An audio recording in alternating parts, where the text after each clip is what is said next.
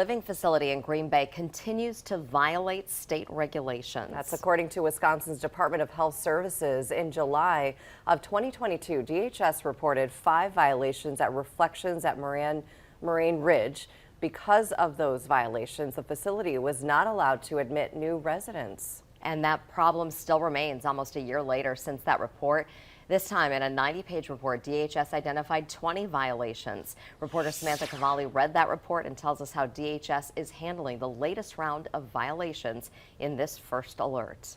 This Green Bay senior living facility hasn't had a new resident since July of last year, and they won't for the foreseeable future. Last year, Wisconsin's DHS put in place an order at Reflections at Moraine Ridge to not admit any new or additional residents because of violations found. This recent 90-page violation report shows the order has been extended after DHS found another 20 violations. 3 of the 20 highlighted concerns and violations include undocumented injuries to patients, not administering required medication, and unqualified caregivers. The DHS report shows 2 residents at Reflections died from unexplained injuries that were not investigated internally by the facility, which could have contributed to each of their passings. In an interview with DHS, a caregiver said, "No, there was no investigation. No one talked to us caregivers.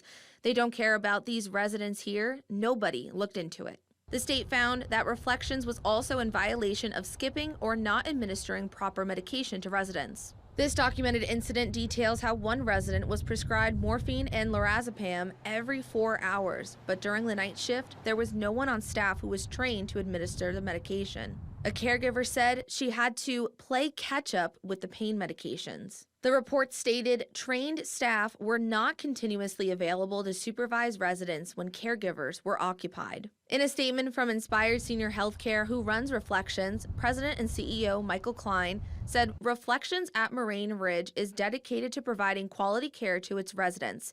As a facility with a strong compliance history, we disagree with the findings and conclusions of the department as well as the actions of the department.